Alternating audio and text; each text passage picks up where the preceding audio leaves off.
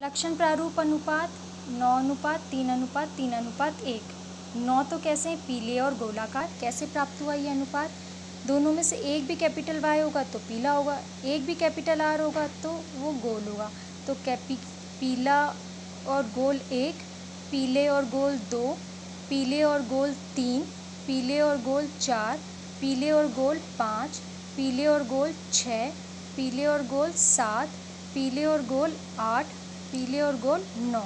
तो 9 कैसे प्राप्त हुए? पीले और गोल। ठीक है। उसके बाद हरे और झुर्रीदार। हरा, पीला और झुर्रीदार। ठीक है। पीला और झुर्रीदार 1, पीला और झुर्रीदार 2, पीला और झुर्रीदार 3। पीला झुर्रीदार 1, पीला झुर्रीदार 2, पीला झुर्रीदार 3। तो पीले और झुर्रीदार कितने प्राप्त हुए? 3। उसके बाद गोल और हरे। 1, गोल और हरे। ये वाला कैसा है? हरा है और गोल है।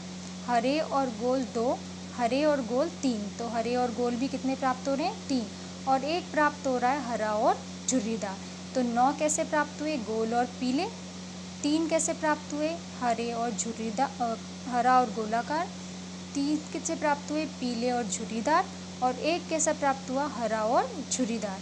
नेक्स्ट है जीन प्रारूप अनुपात। जीन प्रारूप अनुपात के अनुसार capital Y, capital Y, capital R, capital Y, ऐसा कोई दूसरा नहीं है। तो 1 अनुपात। गोल और पीले ऐसे 2 हैं तो 2 अनुपात। फिर ऐसे 1 और ये वाला 2 है तो 2 अनुपात। ऐसे 1, 2, 3 और 4 हैं तो 4 अनुपात। ठीक है। उसके बाद हमने ये वाला ले लिया। देखिए गोल व पीला 1 है ये। फिर ये कितने हैं? 1 और 1 2। फिर ये कितने हैं?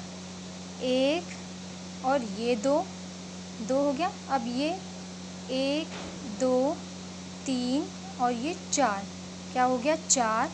अब पीले और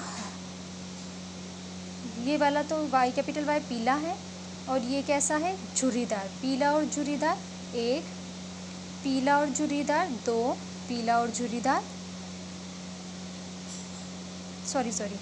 4 अनुपात पे हो गया। अब इसका जैसा कोई और नहीं है। जीन प्रारूप की बात कर रहे हैं हम। तो देखो capital Y, capital Y, capital R, ऐसा कोई भी नहीं है तो अनुपात 1। फिर capital Y, small Y, capital are,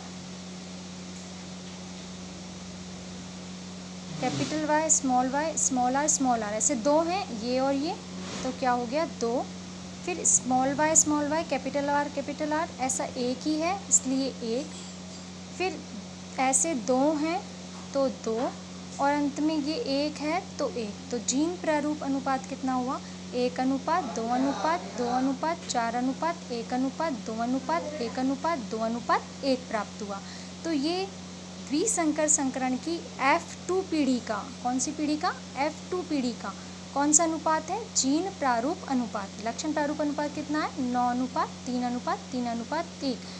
याद रहे लक्षण प्रारूप अनुपात जो बाह्य अभिव्यक्ति से प्राप्त होता है, जीन प्रारूप अनुपात जो जीनी संरचना द्वारा व्यक्त होता है। लक्षण प्रारूप अनुपात 9:3:3:1 प्राप्त होता है, जबकि जीन प्रारूप अनुपात जो है वो 1 अनुपात 2 अनुपात 2 अनुपात 4 अनुपात 1 अनुपात 2 अनुपात 1 अनुपात 2 अनुपात 1 प्राप्त होता है। तो ये हो गया द्विसंकर संकरण और स्वतंत्र अपव्ययन का नियम कि हमने जो पौधे लिए थे वो पीले और गोल लिए थे और हरे और झुर्रीदार हुए थे, लेकिन ये दोनों लक्षण एक दूसरे से जुड़े नहीं होते हैं। हरे के साथ गोल भी व्यक्त होता है और पीले के साथ झुर्रीदार भी। इस प्रकार ये अपनी अभिव्यक्ति स्वतंत्र रूप से करते हैं, इसे स्वतंत्र अपव्ययन का नियम भी कहते हैं। ठीक है। अब मेंडल की वंशागति के नियमों का महत्व।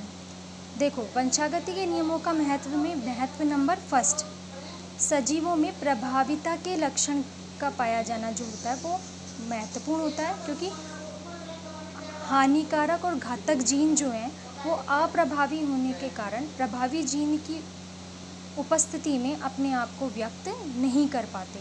जैसे कुछ जो बीमारियां होती हैं वो, जैसे घातक जीन वाली जो है वो अप्रभावी होने पर, हानिकारक और घातक जीन जो है वो अप्रभावी होने के कारण प्रभावी जीन की उपस्थिति में अपने आप को अभिव्यक्त नहीं कर पाते।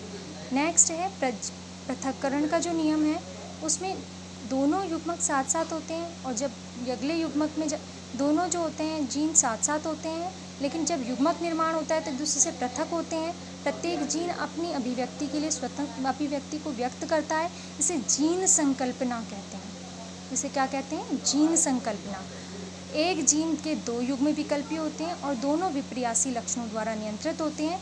जैसे एक लंबा है तो एक बौना है, एक पीला है तो एक हरा है, तो विपर्यासी लक्षणों युक्त जो है उनको नियंत्रित करते हैं।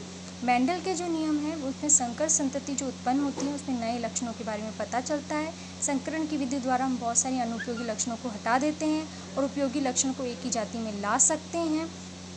ये संकरण की विधि द्वारा होता है। नेक्स्ट, मेंडल के नियमों का उपयोग जो उसमें रोग प्रतिरोधक क्षमता और अधिक उत्पादन वाली फसली पौधों की जो किस्म है वो विकसित कर सकते हैं। इसके उपयोग से प्रतिरोधक क्षमता विकसित कर सकते हैं, उत्पादन क्षमता का विकास कर सकते हैं संकरण की प्रक्रिया को अपनाकर। और लास्ट है कि इसके कारण हम मानव जाति में सुधार भी कर सकते हैं, उपयुक्त लक्षणों का विकास भी कर सकते हैं।